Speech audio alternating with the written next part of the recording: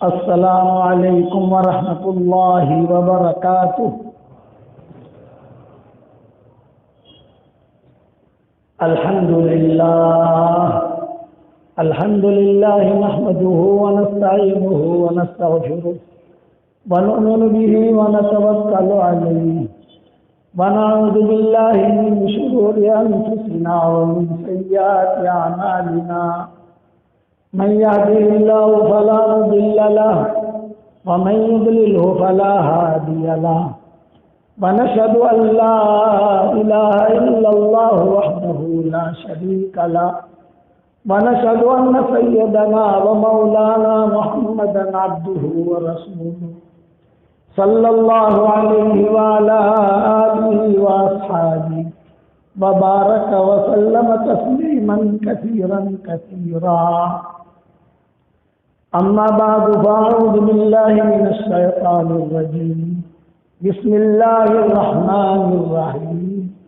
يا أيها الذين آمنوا توبوا إلى الله توبة نصوحا عسى ربكم أن يكفر عنكم سيئاتكم ويدخلكم جنات تجري من تحتها الأنهار يوم لا يخزي الله النبي والذين آمنوا معه نورهم يسعى بين أيديهم وبأيمانهم يقولون ربنا أتمم لنا نورنا واغفر لنا إنك على كل شيء قدير. صدق اللہ العظیم. قابل احترام بھائیوں، دوستوں اور بزرگوں، تبلیغ میں نکلنے والے اور دین کا کام کرنے والے، مدارس والے ہوں، مکاتب والے ہوں، خانقاہ والے ہوں، دعوت کا کام کرنے والے ہوں، وہ تین قسم کے ہوتے ہیں. پہلی قسم ہوتی ہے تعلیم کی، جس کے دل میں طلب ہو، یہ ہمیشہ اوپر جائے گا، وہ کہیں اٹکے گا نہیں، اللہ تعالیٰ اسے دے دے گا. دوسری قسم ہوتی ہے قانع کی. قانع کا مطلب یہ قصہ مجھے معلوم ہے، یہ تو 6 نمبر ہے، 6 نمبر تو میں جانتا ہوں بھئی، یہ لوگ چلے کی تشکیل کرتے ہیں، یہ بھی میں جانتا ہوں، یہ 3 چلے کی تشکیل کرتے ہیں، یہ بھی میں جانتا ہوں، یہ حدیث تو میں نے سنی ہے، یہ قصہ پہلے سنا ہے میں نے. یہ قانع. یہ آدمی نہ اوپر جائے گا نہ نیچے آئے گا، یہ لٹکا اٹکا رہے گا. اور ایک ہوتا ہے ناقد، تنقید کرنے والا، کرٹیسائز کرنے والا. یہ ہمیشہ کے لیے محروم ہو جائے گا. جس کے مزاج میں تنقید ہوگا وہ ہمیشہ کے لیے محروم. عرفات کے میدان میں حضور صلی اللہ علیہ وسلم تھے، سورج غروب ہو گیا. اب ظاہری بات ہے کہ عرفات میں جب سورج غروب ہوگا تو سارے کے سارے مزدلفہ جائیں گے. تو کچھ لوگ آئے، کچھ قبیلے والے حضور صلی اللہ علیہ وسلم کے پاس، اور فرمایا کہ حضرت سورج غروب ہو گیا ہے، ہم چلے مزدلفہ کی طرف. آپ نے فرمایا مجھے میرے ردیف کا انتظار ہے. ردیف کا مطلب یہ میری اونٹنی پر پیچھے جو بیٹھا ہوا ہے مجھے اس کا انتظار ہے، وہ آتا ہے تو پھر ساتھ چلتے ہیں. وہی قبیلے والے 10-15 منٹ کے بعد پھر سے آئے. حضرت سورج جو ہے وہ غروب ہو گیا، ہم چلے مزدلفہ. آپ نے فرمایا میرا ساتھی ابھی آیا نہیں، وہ میرے ساتھ ہے، میں اس کو چھوڑے بغیر کیسے چلوں؟ اتنے میں حضرت اسامہ آئے. یہ کوئی قبول صورت نہیں تھی حضرت اسامہ. تو ان لوگوں نے یہ کہا کہ اس لونڈے کی وجہ سے نبی انتظار کرتا رہا. اتنا جملہ کہا. یہ لونڈا، یہ لڑکا قبول صورت نہیں ہے، نہ شکل ہے نہ عقل ہے، اس کی وجہ سے نبی انتظار کرتا رہا. حدیث تو یہاں تک ہے، لیکن حضرت ابو بکر قریب بیٹھے تھے. تو صدیق اکبر نے کہا بے اس قبیلے کو ذہن میں رکھو، یہ قبیلہ فتنوں میں مبتلا ہوگا.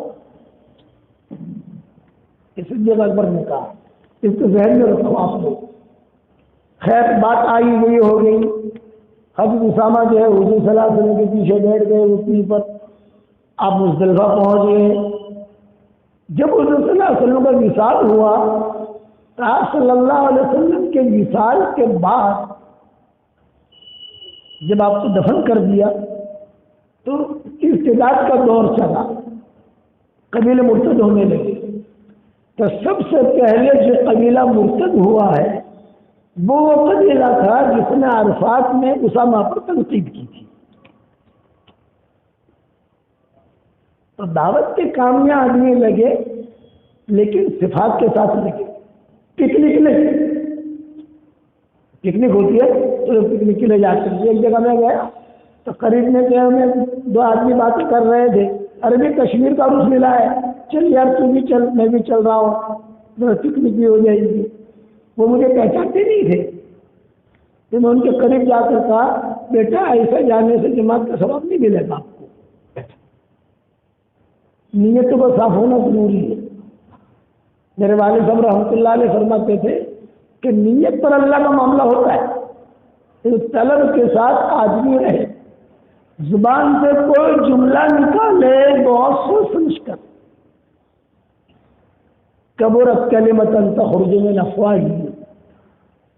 حضرت معاذ بن جبل کو حضور صلی اللہ علیہ وسلم نے فرمایا تھا معاذ تمہیں میں یمن بھیج رہا ہوں، میرے بعد میرے انتقال کے بعد جب تم یمن سے آؤ گے تو میری تمہاری ملاقات نہیں ہوگی.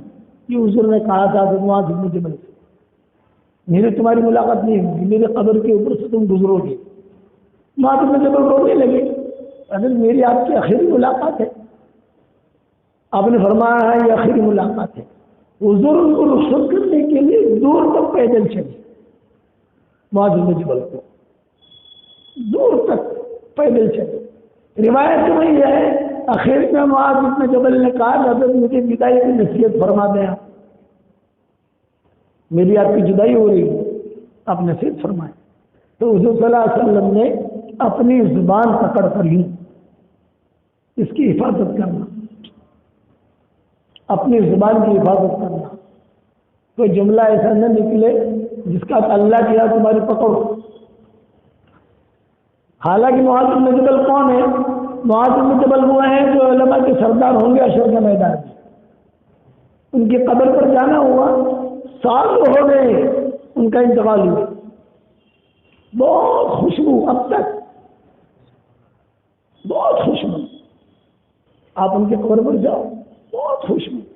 ایک چادر تھی وہاں، سمجھے ایک بڑے میاں تھے وہاں باہر بیٹھے ہوئے زیتون کھا رہے تھے. 90 سال کی عمر ہوئی ان کی. تو ان سے پوچھا کہ چچا یہ خوشبو کہاں سے آئی؟ چادر میں کسی نے خوشبو ڈالی ہے؟ تو بڑے میاں اٹھے، چادر لی اور چادر باہر پھینکی. اب خوشبو آ رہی نہیں آ رہی؟ ارے وہ خوشبو تب بھی آ رہی تھی. تو فرمایا میں 10 سال کی عمر کا تھا یا اس وقت جا کے بیٹھا ہوں، آج 90 سال کی عمر ہوئی ہے میری، تب سے میں خوشبو سونگ رہا ہوں. اتنا بڑا آدمی تھا معاذ بن جبل. اتنا تقویٰ والا. 2 بیویاں تھیں ان کی. تعاون عباس میں انتقال ہوا تو سارے علماء سے پوچھا، فقہاء سے، کہ بھی کون سی بیوی کو پہلے قبر میں داخل کروں. بڑے بڑے فقہاء تھے کہ بڑی والی کو چھوٹی والی کو. تو علماء نے کہا کہ حضرت آپ تو صحابی ہیں، آپ فتویٰ دیں. کہ بولے تم بھی رائے دو. تو آخر میں ایک آپ قرآ ڈالو، قرے میں جس کا نام آئے اس کے پہلے داخل کرو. یہ تقویٰ تھا. اور ان کو حضور کہہ رہے ہیں اپنی زبان کی حفاظت کرنا. اس لیے ایک نصیحت یاد رکھنا، زبان کا میٹھا بول جو لوگوں کے دلوں کو جوڑ دے یہ کروڑوں نفلوں پر بھاری ہے. زبان کا کڑوا بول جو لوگوں کے دلوں کو توڑ دے یہ کروڑوں گناہوں پر بھاری ہے. آپ صلی اللہ علیہ وسلم بہت کہتے تھے زبان کے بارے میں، اپنی زبانوں کی حفاظت کرو۔ حضرت ابوبکر فتویٰ دیتے تھے، کہتے تھے آپ مجھے اس زبان نے فتنے میں مبتلا کر دیا۔ ہوتی ہے چھوٹی سی، بنڈبیا میں ہوتی ہے، روزانہ سارا بدن کہتا ہے کہ زبان صاحب ذرا سوچ سمجھ کے بول لو، تم تو بولو گی بنڈبیا میں چلی جاؤ گی اور پٹائی ہماری ہوگی۔ جب حضور صلی اللہ علیہ وسلم کا حجۃ الوداع ہوا، آخری حج تھا حضور صلی اللہ علیہ وسلم کا، تو حضور صلی اللہ علیہ وسلم نے سب کو ساتھ لیا، سارے ماؤں کو ساتھ لیا۔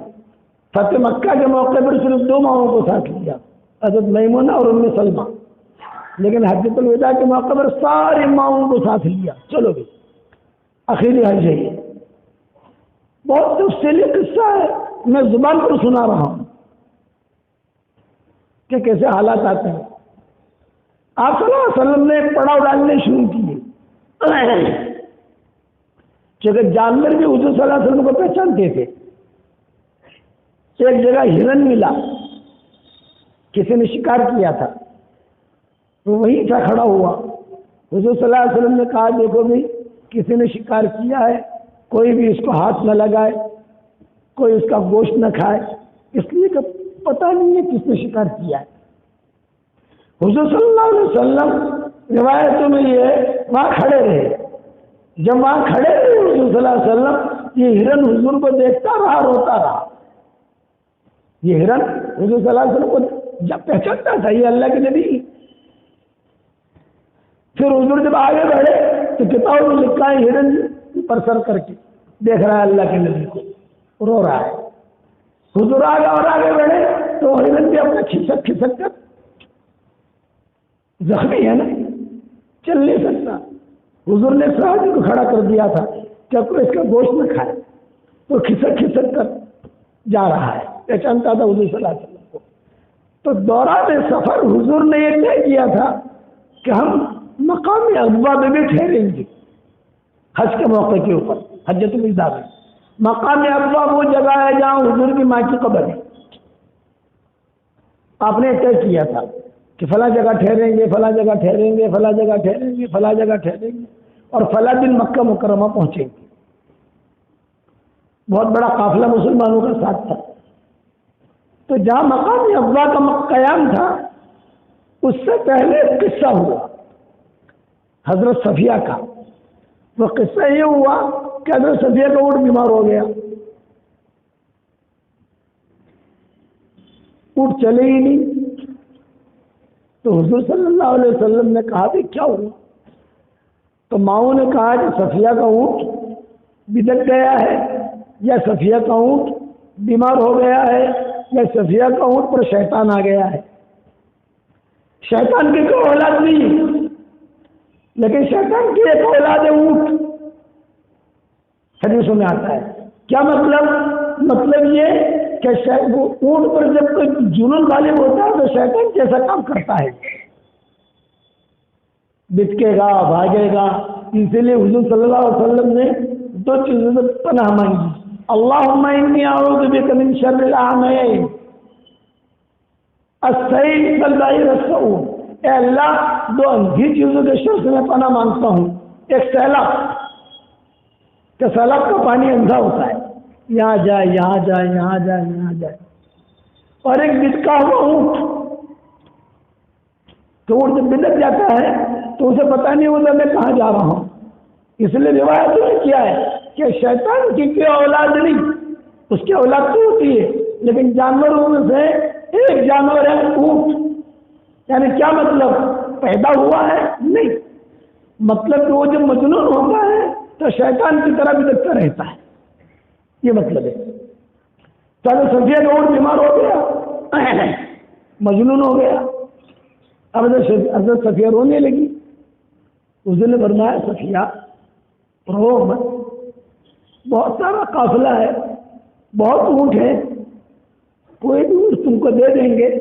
لیکن حضرت صفیہ جذبات نہیں تھی کہ یہ حج کا سفر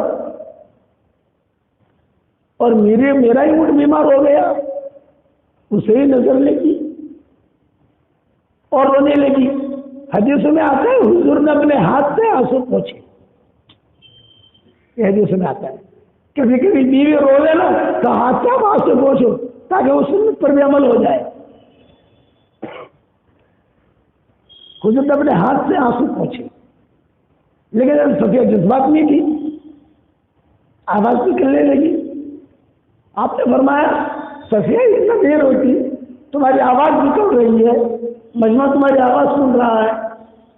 وہ رات جو تھی وہ مقام ابوا میں ٹھہرنے کی تھی، لیکن جب صفیہ قابو نہیں کر سکی اپنے آپ کو تو حضور نے اعلان کر دیا کہ ایک کام کرو، آج مقام ابوا میں نہیں ٹھہریں گے، ہم بعد میں ٹھہریں گے، آج یہی پڑاؤ ڈال دو. حضرت صفیہ کی وجہ سے، ایک ماں کی وجہ سے پورے قافلے نے پڑاؤ وہاں ڈال دیا. جب پڑاؤ جب ڈلتا تھا تو جماعتیں تھی، جیسے ہمارے یہاں اجتماعات ہوتے ہیں تو جماعتیں ہوتی ہیں، ہر جماعت کا ایک امیر ہوتا ہے، وہ لوگ کھانا بھی پکاتے ہیں، کھانا بھی کھاتے ہیں، ٹکٹی بھی خریدتے ہیں، نام بھی لکھواتے ہیں. ہر قبیلے والے نے اپنے اپنے خیمے لگا لیے. حج کے سفر کی ترتیب یہ ہوتی تھی کہ حضور صلی اللہ علیہ وسلم کا خیمہ بھی لگایا جاتا تھا، اور جس ماں کی باری ہوتی تھی وہ ماں حضور کے پاس آ جاتی تھی، حضور صلی اللہ علیہ وسلم کی خدمت کرتی تھی. پھر آگے سفر شروع ہوتا تھا، حضور کا بھی خیمہ لگ گیا. پورے قافلے کو پتہ چل گیا کہ صفیہ کی وجہ سے آگے کا سفر رک گیا، صفیہ کے اونٹ کی وجہ سے. اب حضور اکرم صلی اللہ علیہ وسلم نے پڑاؤ ڈال دیا. ماؤں نے حضرت صفیہ کو سمجھایا بھائی اتنا جذبات نہیں آتی، بہت سارے جو ہے اونٹ ہیں، پورا قافلہ ہے.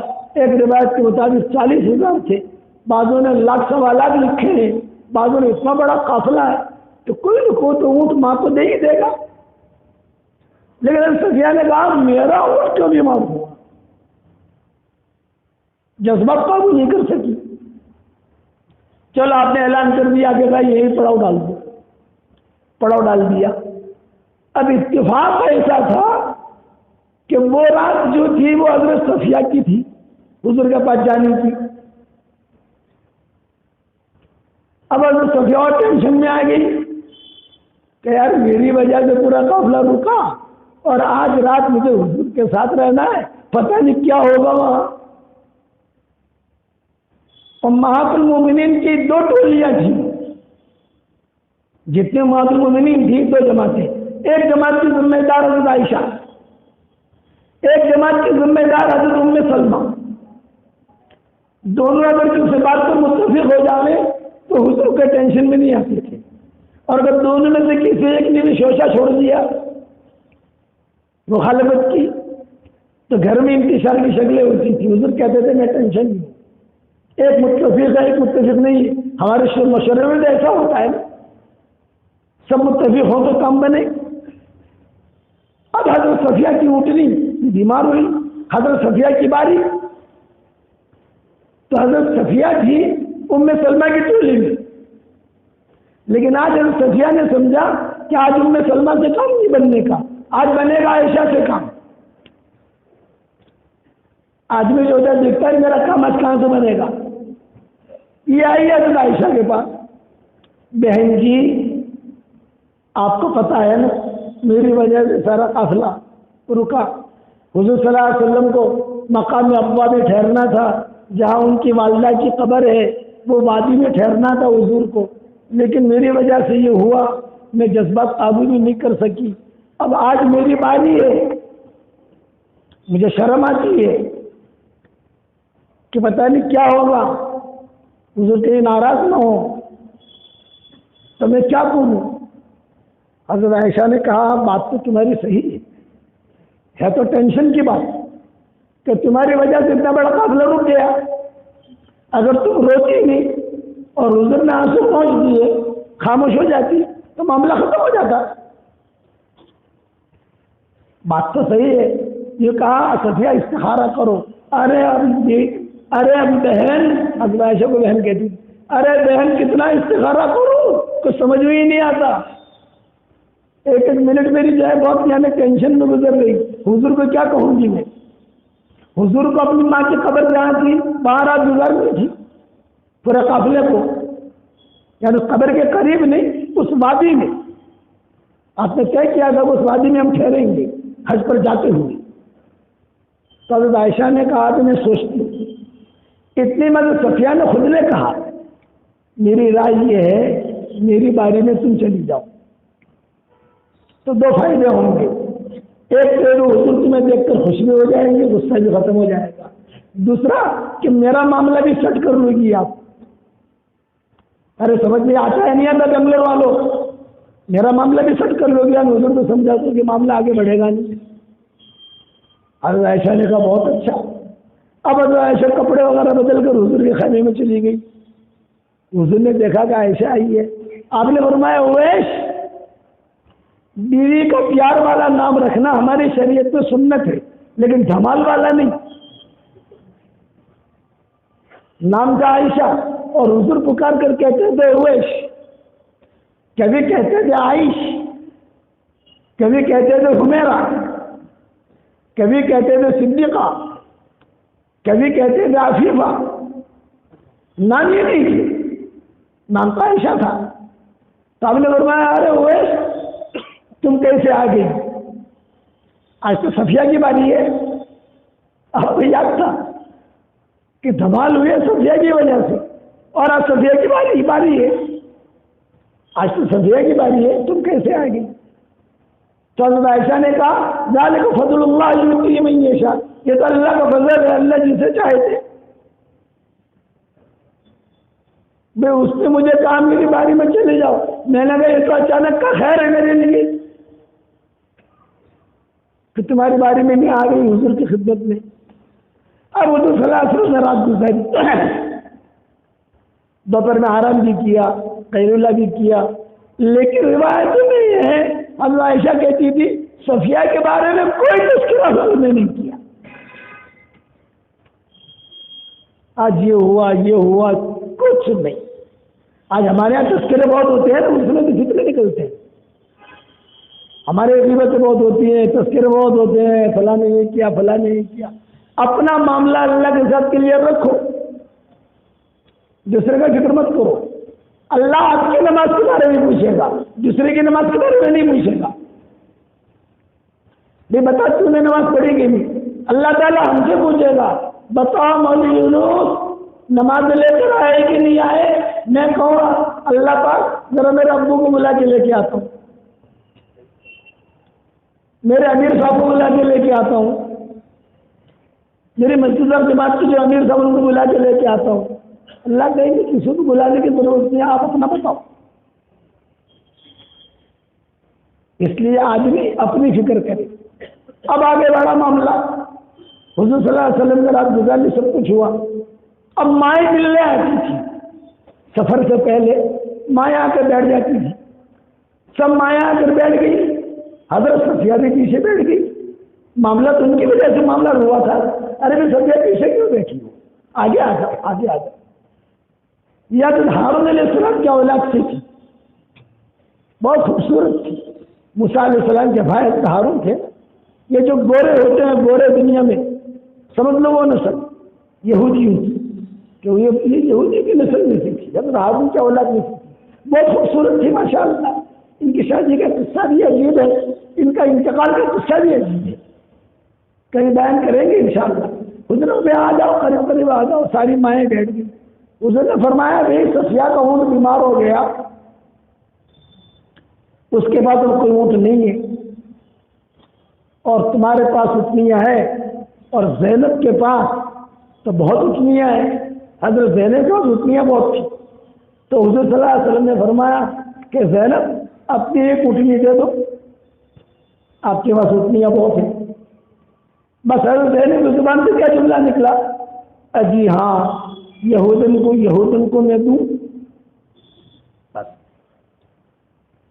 اتنا جملہ نکلنا اور سانپ کا کاٹنا، مجلس کے اندر سانپ کٹ گیا ایک دم سے، خاموشی۔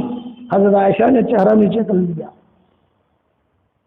حضور پر بھی بوجھ پڑا، اگر سے بات نے معافی مانگ لی، ہوا اس جملے کی وجہ سے حضور اب تجھے ذکر ہے کہ آخر میں پہنچے مکہ مکرمہ، حضور صلی اللہ علیہ وسلم پورا ذی الحج، پورا محرم، پورا سفر اور ربیع الاول کے کچھ دن حضور بولے نہیں. حضرت زینب سے ٹینشن رہا پورے گھر کے اندر، اور حضور ایک ہی بات کہتے رہے، میں تمہیں ہمیشہ کہتا ہوں زبان سے کوئی جملہ نکالو سوچ سمجھ کے نکالو، زبان سے کوئی جملہ نکالو سوچ سمجھ کے نکالو. تو حضرت زینب آتی تھی اپنا عائشہ کے پاس، اور حضرت عائشہ کے پاس آ کے کہتی تھی صفیہ کا مسئلہ آسان کیا، میرا بھی مسئلہ آسان کر دو بھائی. میں نے کس پر سنایا؟ زبان. پھر اخیر میں حضرت زینب کہتی تھی کہ حضور صلی اللہ علیہ وسلم اخیر میں جو ہے، اس لیے تو اس کے بعد تو حضور کا انتقال ہو گیا ہے، حجۃ الوداع کے بعد تو جو ہے حضور زیادہ دن زندہ نہیں رہے. تو کتابوں میں لکھا ہے اچانک میرے گھر میں حضور آئے اور کہا جا میں نے تجھے معاف کر دیا. رات کے وقت میں نے ایک سایہ دیکھا، حضرت زینب کہتی تھی میں سمجھ گئی کہ کوئی آدمی ہے. حضور آتے تھے گھر پر تشریف لاتے تھے لیکن زیادہ بولنا نہیں، خاموش، اور یہ کہ کہتے تھے میری امت کو نصیحت کرتا ہوں اپنی زبان کے بول ٹھیک کرے. یہ کہتے تھے میری امت سے کہتا ہوں زبان کے بول ٹھیک کرو. یہی زبان جنت بھی میں لے جائے گی، یہی زبان جہنم میں بھی لے جائے گی. اسی لیے حضرت عمر رضی اللہ تعالیٰ عنہ کے زمانے میں اگر کوئی بہت زیادہ بولتا حضرت عمر کہتے تھے اسے مدینہ کے مرکز سے نکالو، اسے یہاں مت رکھو، اس کی وجہ سے فتنہ ہوگا. ناپ تولو اور بولو، قیامت کے میدان میں انہی بولوں کا وزن ہوگا. حشر کے میدان میں حضور اکرم صلی اللہ علیہ وسلم نے صحابہ کے سامنے بہت قصے ہوئے ہیں، میں مختصر سنا رہا ہوں. ہمیشہ یاد رکھنا جس کی زبان محفوظ رہے گی اس کا دل محفوظ رہے گا، اس کا اعضاء محفوظ رہیں گے. اللہ قلب سلیم دے گا، قلب سلیم. دل کی دو قسمیں ہیں، دھیان تو سننا، دل کی دو قسمیں ہیں. ایک دل ہے اس کا نام ہے قلب سلیم، اور ایک دل ہے اس کا نام ہے قلب سقیم. قلب سلیم اسے کہتے ہیں کہ جس دل کے اندر کسی کے بارے میں کوئی برائی نہ ہو، نہ حسد، نہ کینہ، نہ غصہ، نہ کپٹ، نہ بدگمانی. اسے کہتے ہیں قلب سلیم. الا من اتى الله بقلب سلیم. قرآن میں اذ جاء ربه بقلب سلیم اللهم انی اسألک قلبا سلیما. تو سارے علماء کا اتفاق ہے، خالی ہندوستان کے علماء نہیں، عرب علماء، مصر کے علماء، ہمارے ہندوستان کے علماء، سب کا اتفاق ہے کہ جس کا دل پاک صاف ہوگا اس کی ہر دعا اللہ قبول کرے گا، اس کی عبادت بھی قبول ہوگی کہ دل پاک صاف ہو. اور قلب سقیم کسے کہتے ہیں؟ جس کے دل کے اندر کچرا بھرا ہوا، بدگمانی ہے. قلب سقیم کی جس کے دل میں حسد ہے، بغض ہے، کینہ ہے، کپٹ ہے، اس کی کوئی عبادت قبول نہیں ہوگی. ہاں نیکیاں ملیں گی، نیکیاں ہی ملیں گی، کیونکہ ہماری شریعت میں نیکیاں حاصل کرنا یہ آسان کام ہے. مشکل کیا ہے؟ قبول کرنا. نیکیاں حاصل کرنا تو بہت آسان ہے. پڑھو میرے ساتھ ایک دعا، ربنا اغفر لی ولوالدی وللمؤمنین یوم یقوم الحساب. جب روایتوں میں آتا ہے جو یہ دعا پڑھ لے گا اس وقت میں دنیا میں جتنے مسلمان مرد اور عورتیں ہوں گی ان سب کے برابر اللہ اسے نیکیاں دے گا. اب جس نے بھی یہ دعا پڑھی اس کا اکاؤنٹ میں نیکیاں آ گئی. تو نیکیاں حاصل کرنا تو بہت آسان ہے. میاں بیوی ایک دوسرے کی طرف محبت کی نگاہ سے دیکھیں اور مسکرائیں تو آسمان پر اللہ بھی مسکراتے ہیں. گھر جا کر عمل کر لینا اور محبت سے دیکھنا. یہ نہیں کہ مولوی صاحب نے کہا ہے تو میں ہنس رہا ہوں لیکن تیری میری لڑائی تو برقرار ہے. یہ نہیں. میاں بیوی ایک دوسرے کی طرف نگاہ دیکھے، محبت کی نگاہ سے دیکھے اور مسکرائے. اللہ بھی ہنستے ہیں. طبرانی کی حدیث ہے میاں بیوی ایک دوسرے سے مساوا کریں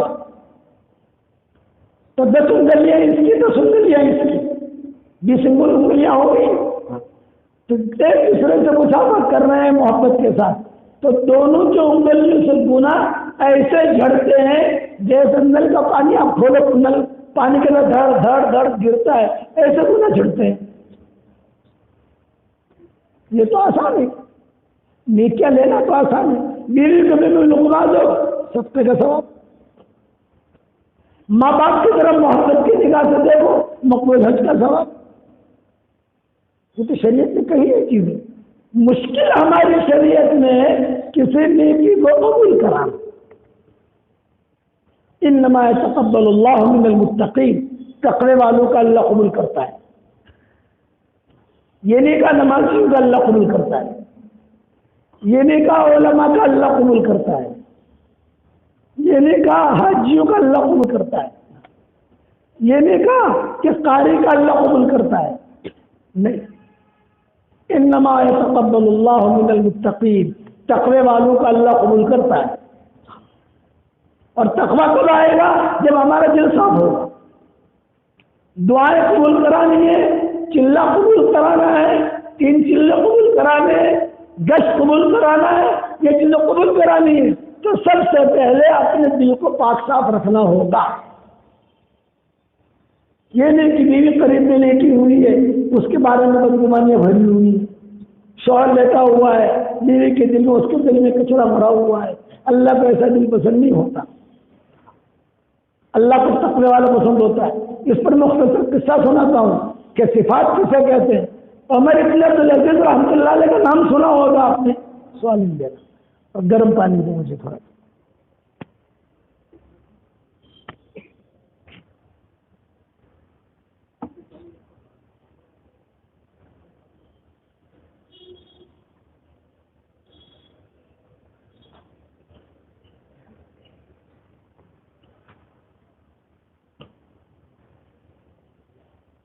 عمر ابن عبدالعزیز کا نام سنا ہوگا آپ نے.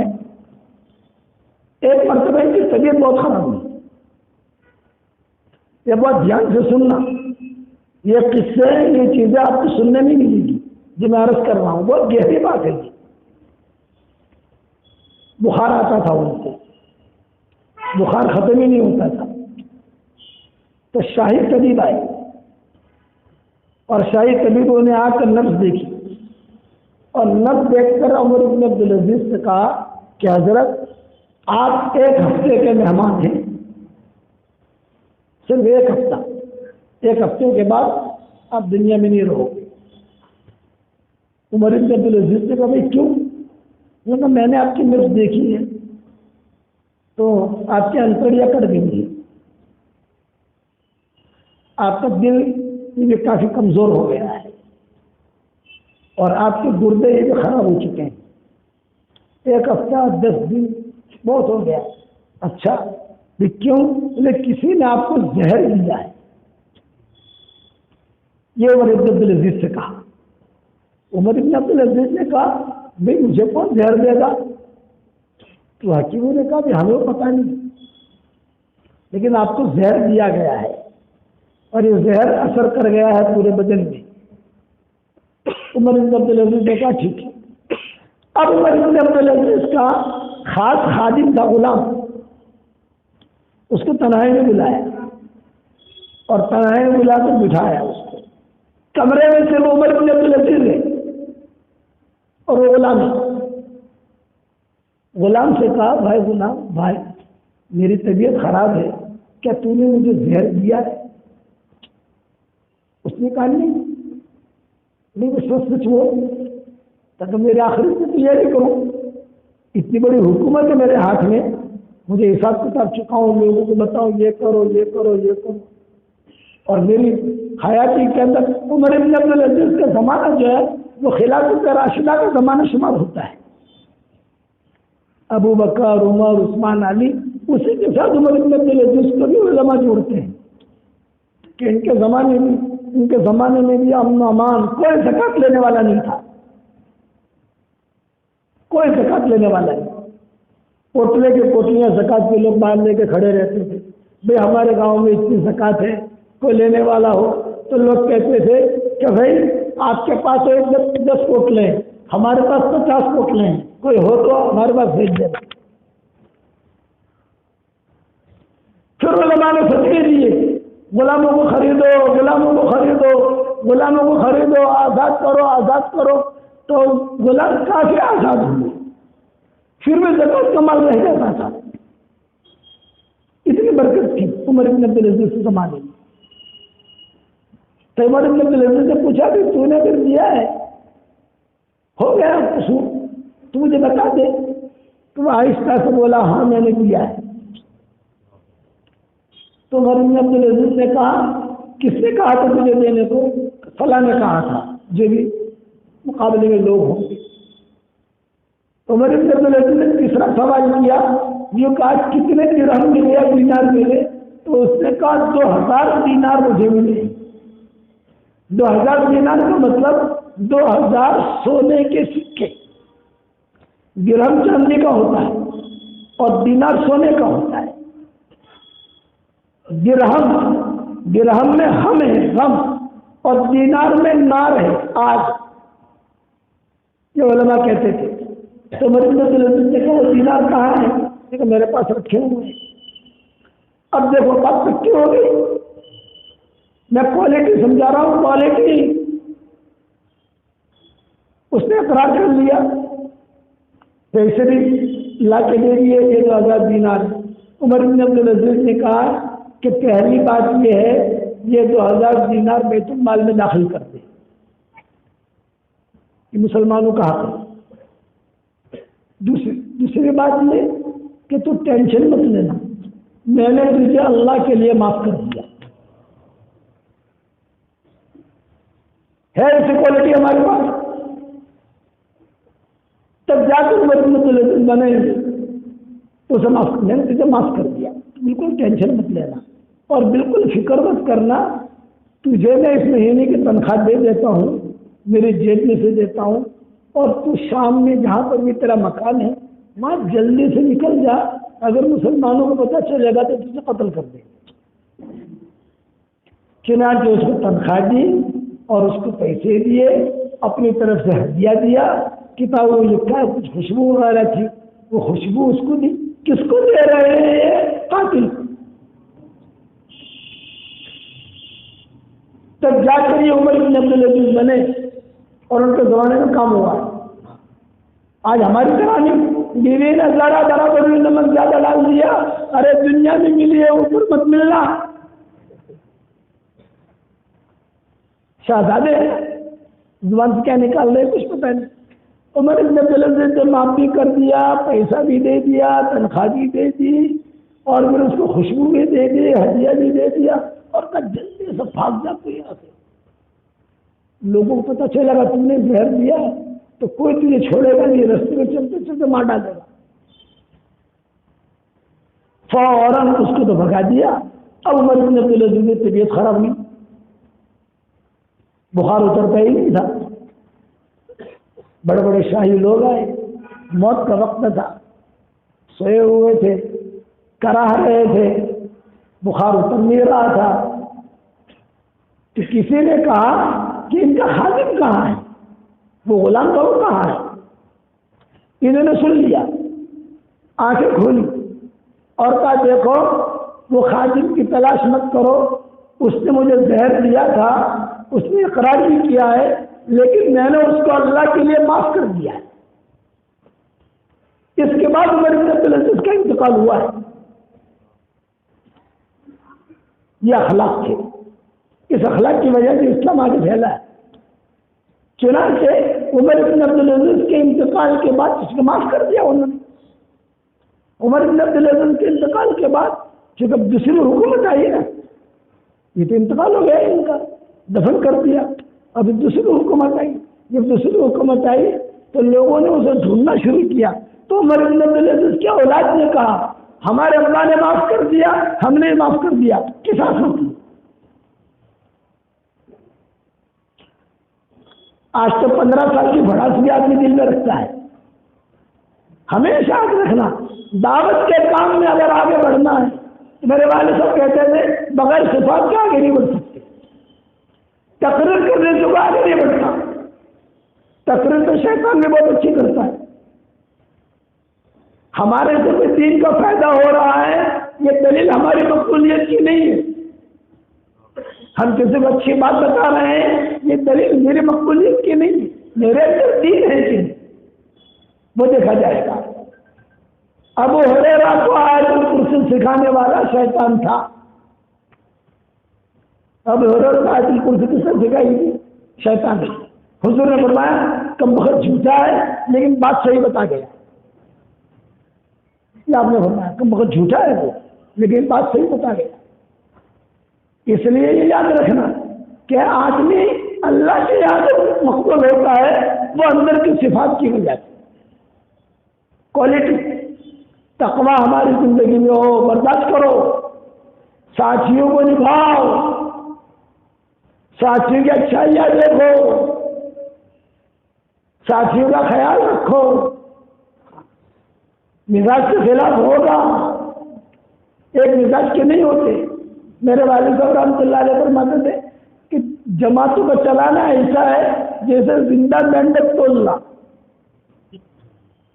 ابا کہتے تھے اچھا پہلے جو ہے، اب تو اللہ نے فراوانی دے دی ماشاءاللہ، لیکن پہلے ہم جو جماعتیں لے کے نکلتے تھے تو ابا کہتے تھے بیٹا یونس یہ 10 آدمی کی جماعت ہے، اس میں 2 میواتی ہیں، 2 یو پی کے ہیں، 2 بہار کے ہیں، 2 بنگال کے ہیں، 2 گجرات کے ہیں، یہ جماعت چلاؤ، چلا لگاؤ، ان کا جو ہے پورا قرآن سکھاؤ، ان کو نماز سکھاؤ اور پوری جماعت لے کے جاؤ اور پوری جماعت واپس لے کر آؤ تو میں تمہیں ہدیہ دوں گا۔ ابا کہتے تھے یہ لوگ جانے یہ لوگ آنے اور آ کر ان کا قرآن سنوں گا کہ قرآن تم نے ان کا ٹھیک کروایا کہ نہیں۔ اور وہ جماعت والے کیسے ہوتے تھے، وہاں جب آج کل سے لڑائی اس پر ہوتی ہے کہ آج کھانا اچھا نہیں پکا، آج جماعت والے اس پر لڑتے ہیں۔ ہمارے اس وقت میں اس پر لڑائی ہوتی تھی کہ آج کھانا اچھا کیوں پکا، آج کھانا اچھا پکایا، تیل بھی زیادہ ڈالا، مرچی بھی زیادہ گئی، خرچہ زیادہ ہوا، اس پر لڑائی ہوتی تھی۔ اور کئی بوڑھے ایسے ہوتے تھے کہ ہم تو مشورے کے لیے بیٹھتے تھے تو کہتے تھے بھائی کل کہاں جانا ہے اپنے کو؟ ان کا فلاں جگہ جانا ہے۔ کس میں جانا ہے؟ ان کا بس میں جائیں گے۔ تو کہتے ہیں ہم تو بس میں نہیں جائیں گے، ہم تو پیسے بچائیں گے ہمارے، ہم تو پیدل آئیں گے۔ اب وہاں وہ پیدل آئے، ہم بس میں پہنچے، جب مشورے کے لیے بیٹھے تو وہ کہتے تھے کہ ابھی ٹکٹ کے پیسے ہمارے واپس کرو، ہم تو بس میں نہیں آئے، ٹکٹ کے پیسے واپس کرو۔ ایک بڑھیا تھے وہ چائے نہیں پیتے تھے تو جماعت میں چائے پیتے تھے، وہ جب بھی ساتھی لوگ چائے پی لیں تو آ کر مجھ سے وہ چائے کے پیسے لے جاتے، میں نے چائے نہیں پی ہے، میرا چائے کا پیسہ واپس۔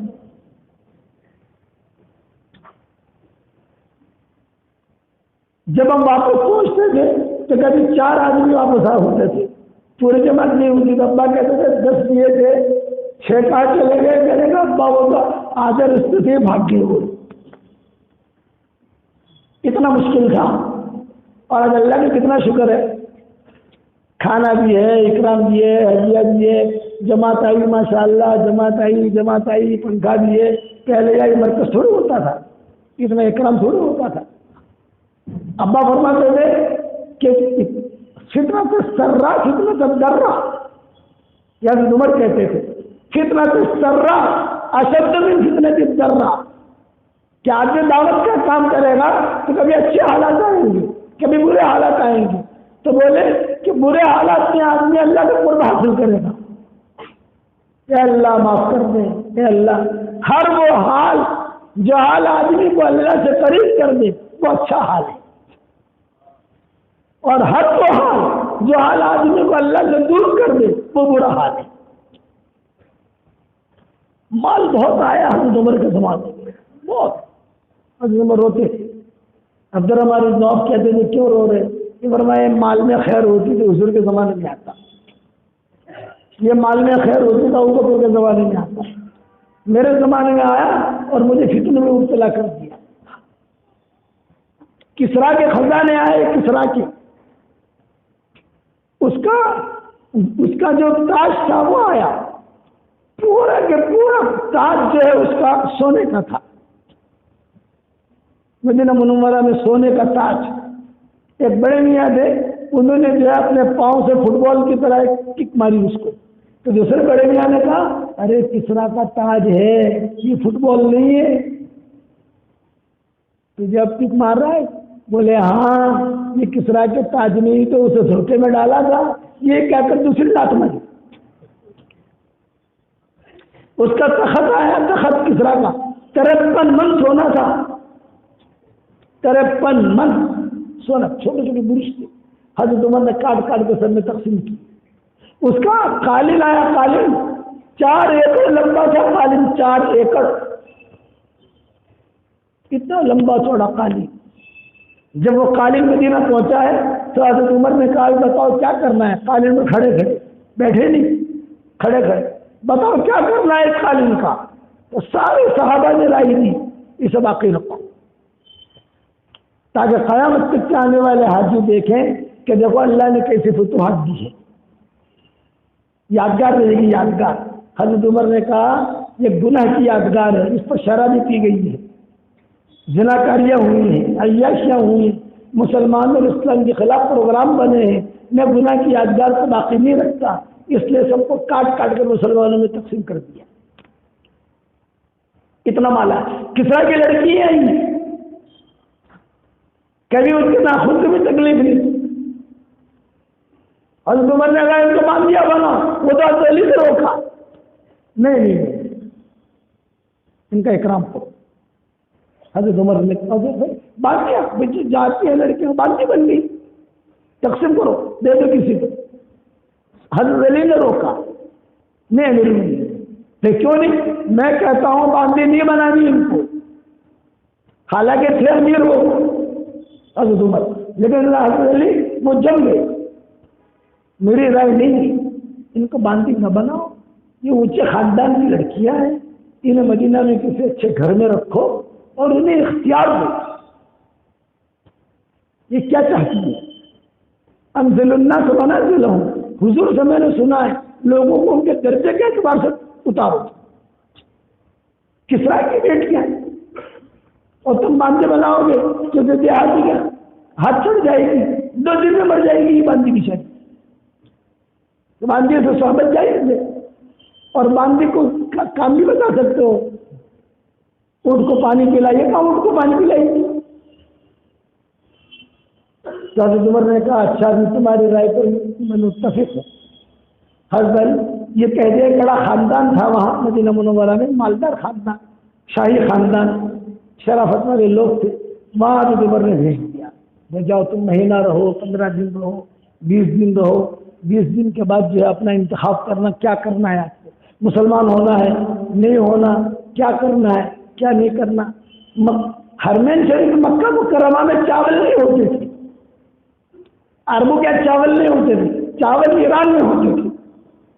تیل لڑکیاں حضرت عمر کو کہتی تھی ہمیں چاول کھانے ہیں، حضرت عمر ایران سے چاول منگواتے تھے. جب جا کر عرب میں چاول آئے ہیں، چاول کوئی جانتا نہیں تھا، اور آج کل تو ہم سے زیادہ چاول وہ کھاتے ہیں عربوں کے یہاں. جب بھی دعوت تو چاول ہوں گے. میں کہتا ہوں ایرانی کھانا تم لوگ کھاتے ہو، پھر میں عربوں کو قصہ سناتا ہوں کہ چاول نہیں ہوتے تھے یہاں، حجاز میں چاول کو جانتا بھی نہیں تھا. ایران سے حضرت عمر منگواتے تھے لڑکی کی وجہ سے کہ وہ لڑکیاں ان کا اکرام کو. پھر ان لڑکیوں نے خود حضرت عمر سے کہا ہم مسلمان ہونے کے لیے تیار ہے، میرا نکاح فلاں کے ساتھ کرا دو، میرا نکاح فلاں کے ساتھ کرا دو. چنانچہ ایسا ہی ہوا، نکاح کروایا گیا، ان سے نسل چلی، کچھ تو جو اسی جگہ انتقال کر گئی، کچھ رہی. لیکن یہ کہ اتنا اللہ نے فتوحات دی. مال آتا تھا، حضرت عمر روتے تھے، قرآن کے آیت پڑھتے تھے اذهبتم طیباتکم فی حیاتکم الدنیا مستمتعتم بها، حالانکہ یہ آیت مشرکین کے بارے میں کہ ہم نے تم کو جتنا دیا دنیا میں دے دیا، ہم نے تم کو بدلہ دے دیا، بدلہ لے لیا، اب آخرت کے لیے کچھ نہیں۔ اس لیے ایک جملہ یاد رکھنا، ایک جملہ یاد رکھنا، صحت نعمت نہیں ہے اگر ہدایت نہیں ہے، فیکٹری نعمت نہیں ہے اگر ہدایت نہیں ہے، دکان نعمت نہیں ہے اگر ہدایت نہیں ہے، مال و منال نعمت نہیں ہے اگر ہدایت نہیں ہے، باغات یہ نعمت نہیں ہے اگر ہدایت نہیں ہے۔ ہدایت ہے ہر چیز نعمت ہے، ہدایت نہیں ہے یہ ساری کی ساری چیزیں زحمت ہے۔ ایک آدمی اللہ کا حکم توڑ رہا، رسول اللہ صلی اللہ علیہ وسلم کا طریقہ چھوڑ رہا اور دنیا اس کے قدموں پر آتی ہے، وہ آدمی اپنے بارے میں سمجھ لے کہ اللہ کے عذاب کا شکار ہو چکا ہے۔ اس لیے آج کی بات یہ ہے کہ آدمی کوالٹی حاصل کرے، تقوی، اخلاق۔ میں نے کہا مثال کے خلاف ہوگا۔ ایک مرتبہ خالد بن ولید اور عبد الرحمن بن عوف دونوں میں لڑائی ہو گئی اور اتفاق یہ مشورے میں لڑ پڑے۔ مشورہ چل رہا تھا، حضور صلی اللہ علیہ وسلم اس مشورے میں نہیں تھے اور دونوں جو ہے لڑ پڑے۔ اب جب لڑے تو عبد الرحمن بن عوف جو ہے بہت بوجھ پڑا ان کو، یہ بھاگے بھاگے آئے حضور صلی اللہ علیہ وسلم کے پاس اور حضور سے آ کر کہا کہ حضرت وہ چھوکرا آیا ہے نا خالد بن ولید، ہمارے لیے تو بڑے ہیں لیکن ان کے ماحول میں یہ نئیوں میں شمار ہوتے تھے، نیا آدمی۔ ابھی وہ چھوکرا آیا ہے نا خالد، وہ مشورے میں یہ بولتا ہے یہ بولتا ہے، میں جو بھی کہوں میری رائے کے خلاف بولتا ہے، یہ بولتا ہے، شکایت کر رہے تھے عبد الرحمن بن عوف۔ اتنے میں خالد بن ولید بھی آ گئے، حضرت یہ بڑے میاں ہیں نا، یہ بڑے میاں مجھے بخشتے نہیں ہیں، جب دیکھو تو مشورے میں میرے خلاف بولتے رہتے ہیں، انہوں نے شکایت کی انہوں نے شکایت کی اور حضور بیٹھے ہوئے مسکرا رہے ہیں۔ ارے سمجھ میں آتا ہے نہیں آتا؟ حضور مسکرا رہے ہیں۔ اب آپ نے جواب کیا دیا یہ سوچو، نبی کا جواب کیا ہے؟ حضور صلی اللہ علیہ وسلم نے توجہ ہوا خالد بن ولید کی طرف، خالد عبد الرحمن بن عوف کا احترام کر، اس لیے کہ یہ بدری ہے، تو بدری نہیں ہے، تو بدر میں شریک نہیں ہوا، خالد بن ولید بدر میں نہیں تھے، یہ بدری ہے، بہت پرانا ہے، ان کا احترام کر۔ تو عبد الرحمن بن عوف نے کہا، وہ خالد بن ولید نے کہا کب تک احترام کروں، یہ بڑے بھی آگے جب بھی مشورے میں بیٹھتے ہیں منہ چڑھا کر ہی بیٹھتے ہیں اور میں کچھ کہوں تو میری رائے کے خلاف جواب دیتے ہیں۔ حضور صلی اللہ علیہ وسلم متوجہ ہوئے عبد الرحمن بن عوف کی طرف، عبد الرحمن خالد کا احترام کرو، اس لیے کہ یہ اللہ کی تلواروں میں سے ایک تلوار ہے، دونوں کی اچھائیاں بیان کی اور دونوں کو جوڑ دیا۔ ہاں یاد رکھ، ایک مرتبہ ابو بکر عمر میں لڑائی ہوگی، دونوں بڑے ہیں کہ نہیں؟ ارے دونوں شرم کو شرم میں رہیں گے نہیں؟ اور حضور کے زمانے میں لڑائی ہوئی اور جمال کی لڑائی ہوئی زبردست۔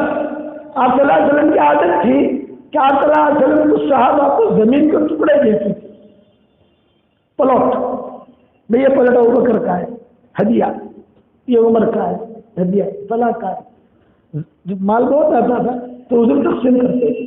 ایک زمین کا ٹکڑا ایسا تھا کہ جو ابو بکر عمر کو دے دیا حضور نے، بیچ میں لکیر کر دی، یہ ابو بکر کا یہ عمر کا، بات ختم ہو گئی۔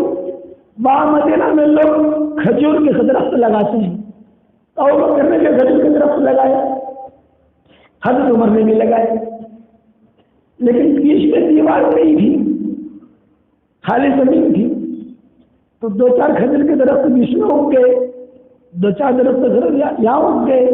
اب وہ کہنے لگے یہ کھجور کے درخت میرے ہیں، عمر کہنے لگے میرے ہیں۔ ارے سمجھ میں آ گیا کہ نہیں؟ حضور زندہ ہے، حضور صلی اللہ علیہ وسلم ان کا ہے تو قصہ ہوا۔ ابو بکر کیا کہنے لگے میرے ہیں، عمر کیا کہنے لگے؟ میرے بات بڑھتے بڑھتے روایتوں میں آتا ہے انہوں نے کچھ کہا، انہوں نے کچھ کہا۔ حضرت عمر کہنے لگے بس اب مجھے تو بہت ہوش پڑ گیا، میں تو کبھی معاف کروں گا نہیں، یہ کیا کروں گی؟ عمر چلے گئے۔ ابو بکر نے کہا عمر معاف کر دو، مجھ سے چپ ہو گئی، نہیں میں معاف نہیں کرتا۔ حضرت عمر گھر پر گئے تو حضرت صدیق اکبر وہاں گھر پر گئے معافی مانگنے کے لیے۔ آج ہمارے یہاں معافی مانگنے کوئی نہیں آتا، آج ہمارے یہاں اس کی خلاف پلاننگ کرتا ہے۔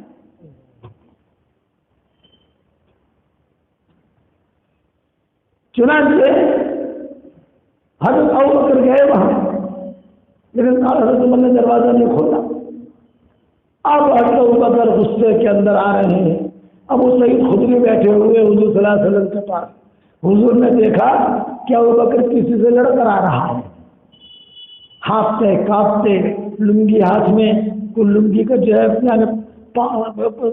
بارش آئی تھی تو لنگی بھی خراب ہوئی تھی، اور ہانپتے کانپتے حضور بیٹھے، ابو سعید خدری بیٹھے۔ تو حضور نے ابو سعید خدری سے کہا مانو نہ مانو کسی سے لڑ کر آیا ہے۔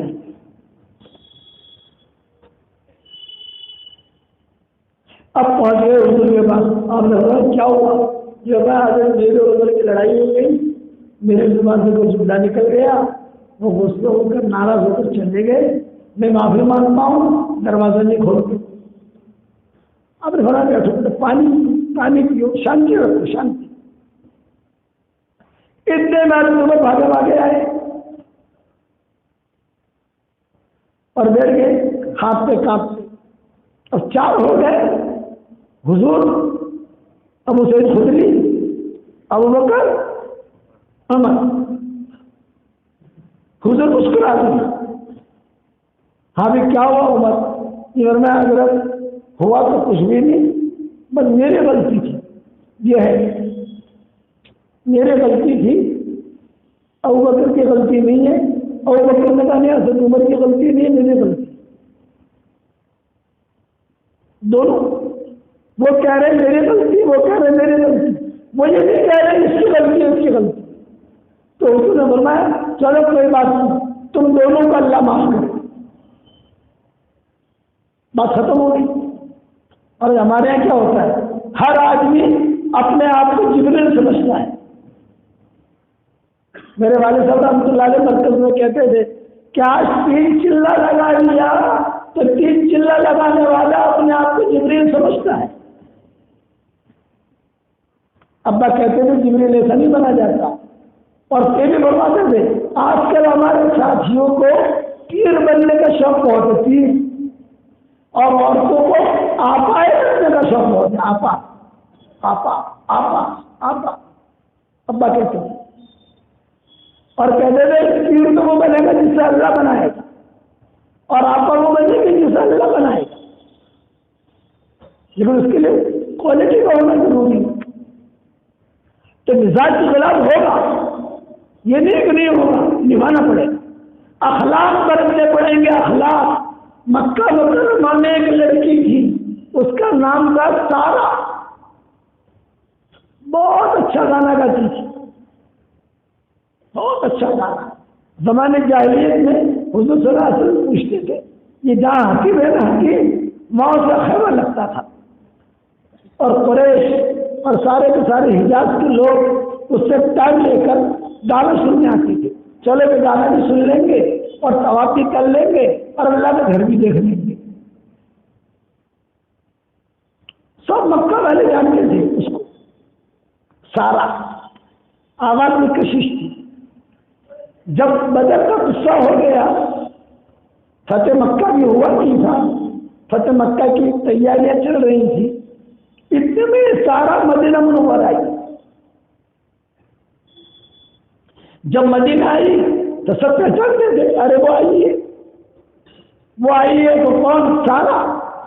سب گانا سنتے تھے، پیسے دیتے تھے، زمانے جاہلیت میں تو عمر میں پیسے دیتے تھے اس کو، ارے اور گا اور گا اور گا۔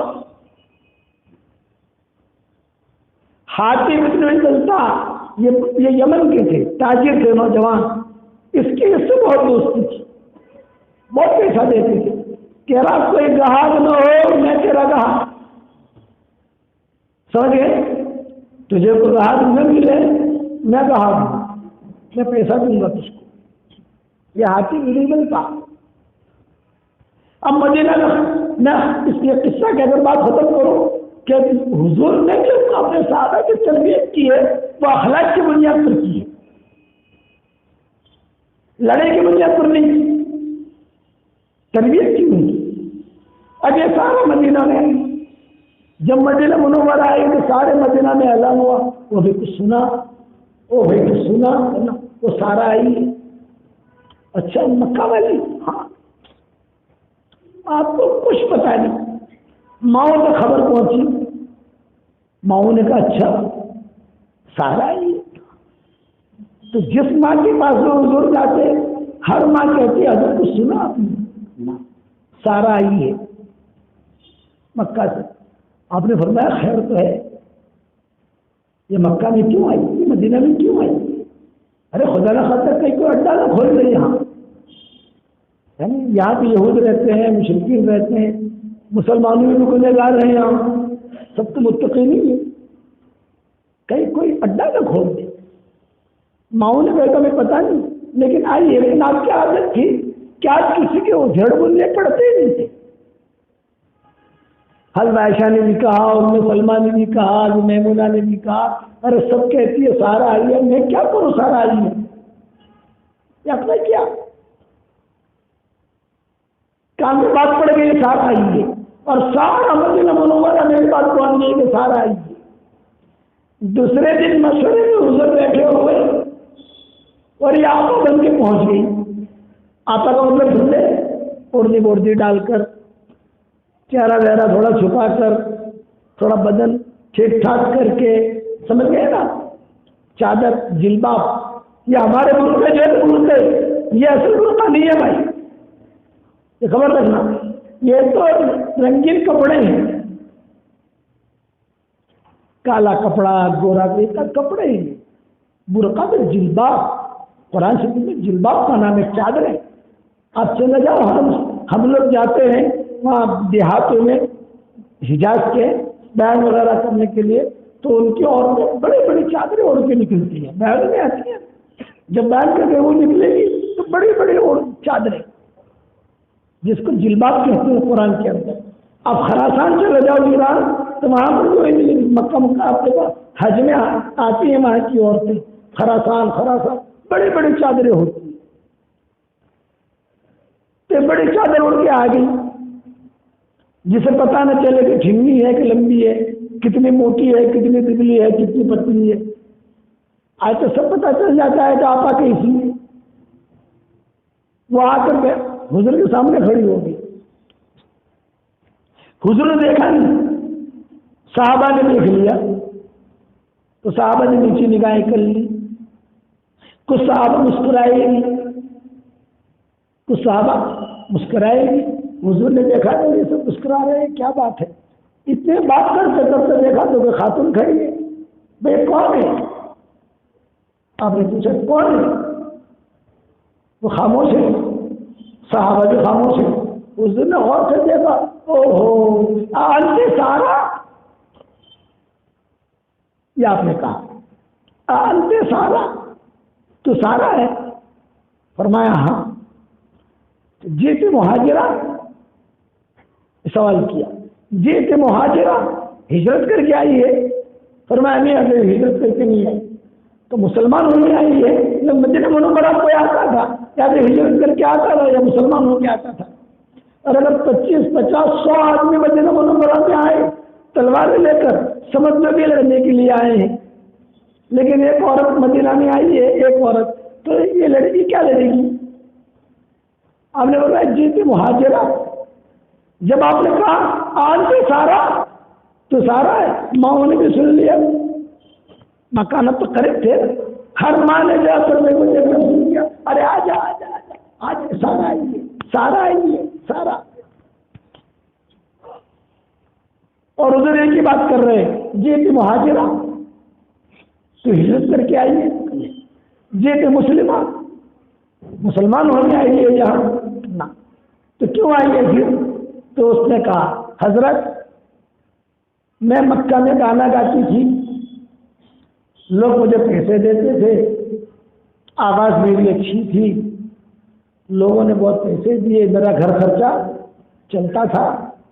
اب جو ہے حالات ایسے آئے کہ میرے جو گاہک تھے کئی لوگ جو ہے بدر میں مارے گئے، اور جو بچ گئے تھے وہ آپ کے پاس آ گئے، سارے میرے گاہک ہیں، صحابہ تھے نا، یہ سب آپ کے پاس آ گئے، تو میرا دھندا ہو گیا، پر بڑھاپے نے ڈیرا ڈال دیا، آواز خراب ہو گئی، اور جو کچھ بھی سننے والے جو کئی لوگ بدر میں مارے گئے اور کچھ بچے کچھ تو وہ یہاں آ گئے سب، اب میرا خرچہ کون اٹھائے؟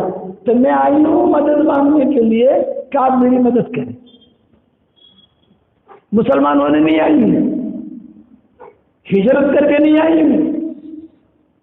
تو اس نے جواب کیا دیا، ہاں اہلن سہلن اہلن سہلن، بہت اچھا، بہت یہ کہ اٹھا دیا، شرم نہیں آئی، دباؤ یہاں سے۔ اور آپ نے جملہ کہا میں ضرور تیری مدد کروں گا اور صحابہ کے پاس سے پیسے نہیں لوں گا، یہ جتنے اہل بیٹھے ہیں ان سے پیسے نہیں لوں گا، میں میرے خاندان والوں کو کہوں گا کہ سارا کی مدد کرو۔ چنانچہ آپ نے اپنے خاندان والوں سے کہا، حضرت عباس ہے، عبداللہ ابن عباس ہے، فضل ابن عباس ہے، امہات المومنین ہیں، بھائی چادر بچھا رہا ہوں، جتنے بھی میری بیویاں ہیں یا جتنے بھی رشتہ دار ہیں میرے، سارا کے لیے کچھ ڈالو۔ صحابہ بھی ڈالنے کی کوشش کرتے تھے، آپ کہتے تھے نہیں تمہارا چندہ نہیں چاہیے، تم مت دو، میرے خاندان والے ہم تیری مدد کریں گے۔ حالانکہ وہ لڑکی ایسی ہے جو گانا گاتی تھی، حضور کے خلاف گانا گاتی تھی، حضور کی ہجو میں، آپ سمجھئے، آپ کی برائی میں لوگ شعر لکھ کے دیتے تھے، محمد کے خلاف تو گا، تو محمد کے خلاف گاتی تھی، قریش کو مزہ آتا تھا، قریش پیسہ دیتے تھے، اور آپ کو پتا تھا میرے خلاف گا رہی ہے، یہ بدلہ نہیں لیا کہ میں مدد کروں گا۔ صحابہ نے کچھ برکت دینا چاہ، کوئی نہیں، کوئی پیسہ نہیں دے گا، کوئی چندہ نہیں دے گا، میرے خاندان میں سے چندہ کروں گا۔ چنانچہ جماعوں میں سے کسی نے انگوٹھی ڈالی، کسی نے ہاتھ ڈالا، کسی نے دینار ڈالا، کسی نے درہم ڈالا، کسی نے کھجوریں ڈالی، کسی نے کچھ ڈالا، کسی جس کی جو صلاحیت تھی ڈالا۔ تو حضور نے فرمایا سارا کافی ہے۔ اچھا جب حضور یہ دے رہے تھے تو سارا مجمع دیکھ بھی رہا تھا، مجمع گھر نہیں گیا، دیکھ رہا تھا، ہاتھی انہیں بلتا بھی نہیں کھڑے تھے، پرانے تعلقات تھے ان کے، اب تو مکہ مدینہ آ گئے۔ حضور نے جو پوٹلی بوٹلی باندھ کر ایک جملہ کہا کہ یہ کافی ہے کہ اور دوں، یہ کافی ہے کہ اور دوں؟ سارا نے کہا کہ نہیں حضرت کافی، بہت ہے، میں اکیلی ہوں، کھانے والی میں اکیلی ہوں، بہت کافی ہے۔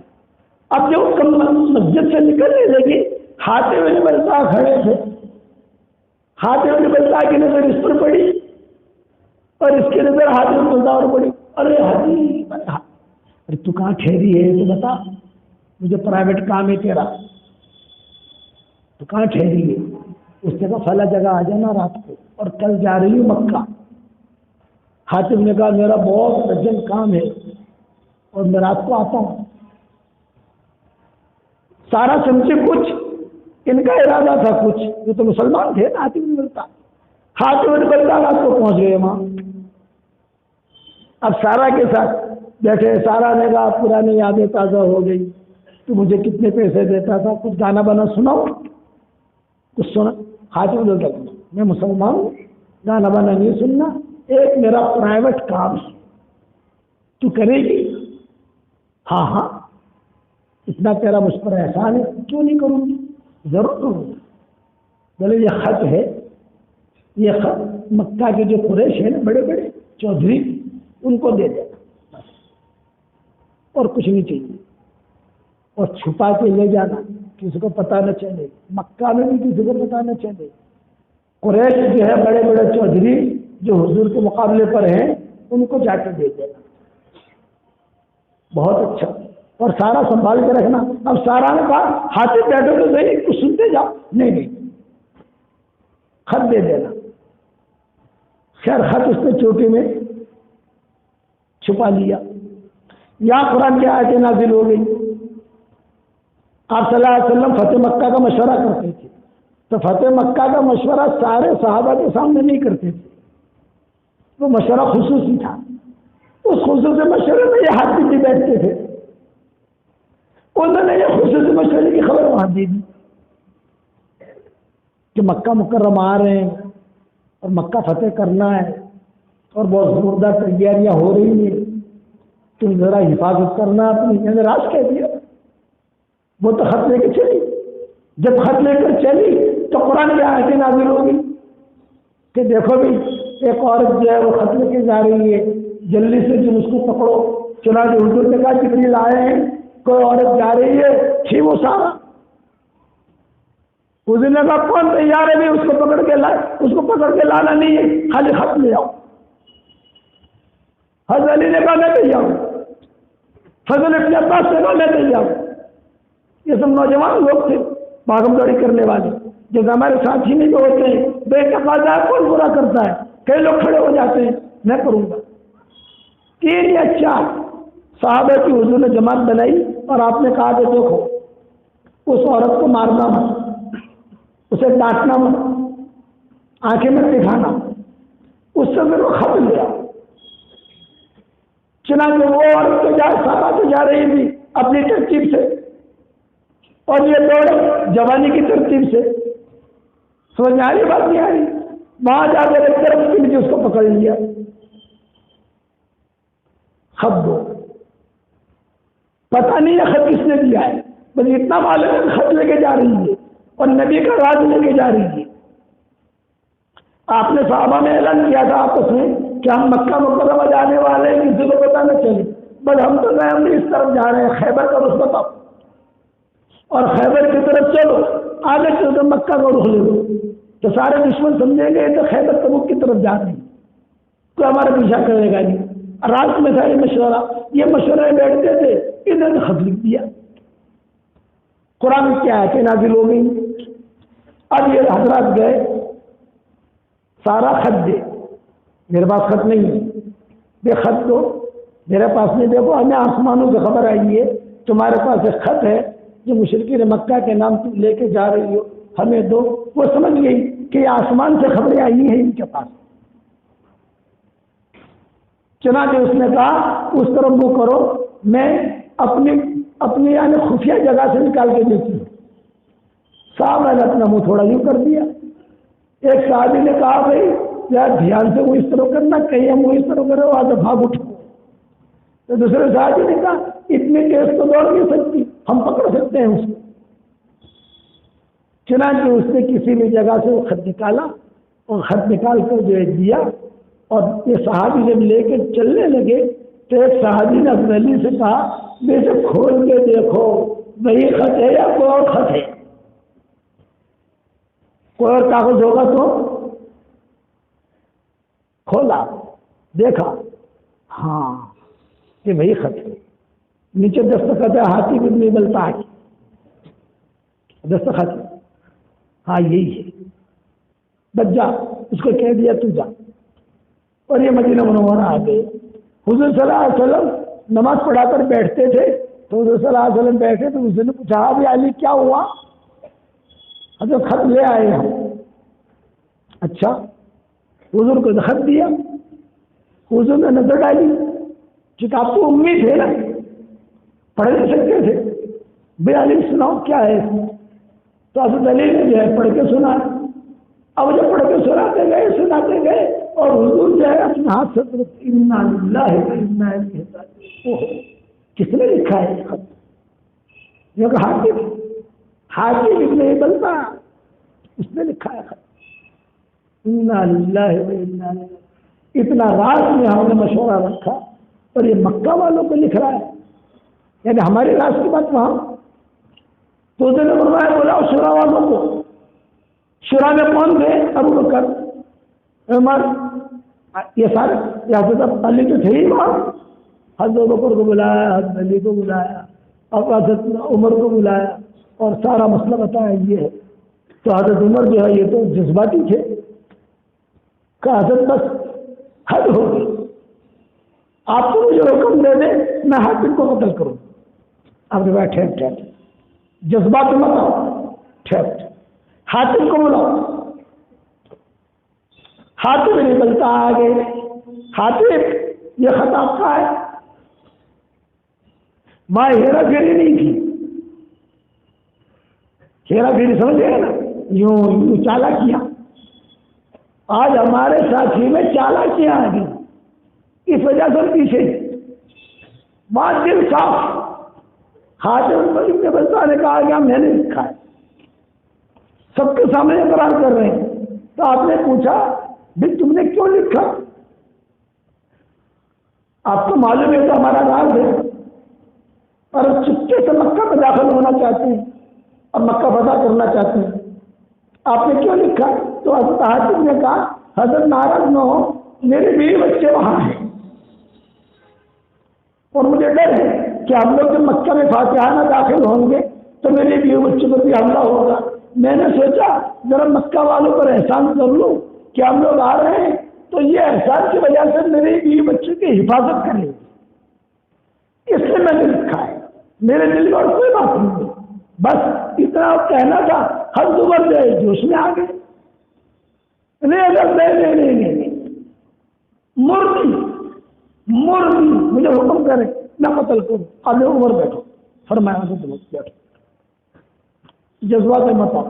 حضرت حاتم کو قریب کیا اور حاتم کو قریب کر کے کہا کہ دیکھو تم سے قصور ہو گیا ہے عمر، تم جو ہے زیادہ جذبات مت آؤ.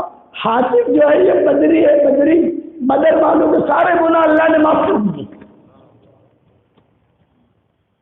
یہ آپ نے جملہ کہا کہ بدری ہے، بدری بدر والوں کے سارے گناہ اللہ نے معاف کر دیے، کوئی اس کو میلے آنکھوں سے نہ دیکھے. خط تو آ گیا، بولے ہمارا راستہ وہاں تک پہنچا نہیں ہے، لیکن کوئی اگر میلے آنکھوں سے دیکھتا. حاتم ایک کی بات کہتے تھے انا بدری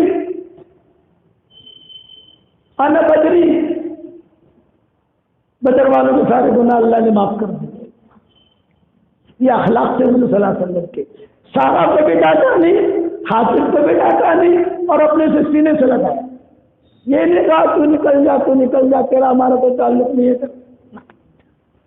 اب وقت جو ہے پورا ہو گیا، وقت کافی لمبا بیان ہو گیا. پھر سارا فتح مکہ کے موقع کے اوپر حضور نے اعلان کیا تھا کہ سارا اگر کعبے میں پائی جائے قتل کرو. بعض لوگ تھے جن کے بارے میں حضور نے کہا تھا اکرمہ کعبے میں پائے جائے قتل کرو، سارا جو کعبے میں پائے جائے قتل کرو. لیکن حضور نے وہاں بھی معاف کر دیا. پھر سارا مسلمان ہوئی، پھر کس کے ساتھ نکاح ہوا، پھر کتنی اولادیں ہوئی، پھر کہاں پر مری، یہ ساری تفصیل انشاءاللہ دوسرے وقت میں سنائیں گے انشاءاللہ. سمجھ گئے بھائی؟ آج سے اتنا ہے کہ ہم سارے کے سارے دعوت کا کام کریں صفات کے ساتھ. کرو گے انشاءاللہ؟ اس کے لیے ہماری تشکیل ہوتی ہے. اللہ کے راستے میں نکلو، دین کے کام کو اپنا کام بناؤ، دعوت کے کام کو اپنا کام بناؤ. گھر سے نکلو تو دعوت کی نیت سے نکلو. جب تک گھر کے باہر رہو گے اللہ کے راستے میں شمار رہو گے. کرو گے بھائی؟ اب بتاؤ کون کون تیار ہے؟ جلدی کھڑے ہو کر نام لکھا. کھڑے ہو جاؤ، کھڑے ہو جاؤ، کھڑے ہو جاؤ. یہ تو ہمارا مرکز ہے ماشاءاللہ، مجمع بھرا ہوا ہے. مجھے دیکھو نام لکھ رہا، مجھ کوئی ہے نام لکھنے والے؟ پانی دینا، پانی پانی. عدنان اللہ ان کی جان میں، مال میں، ایمان میں، آبرو میں بے انتہا برکت عطا فرمائے. کہو آمین. بتاتے رہیں.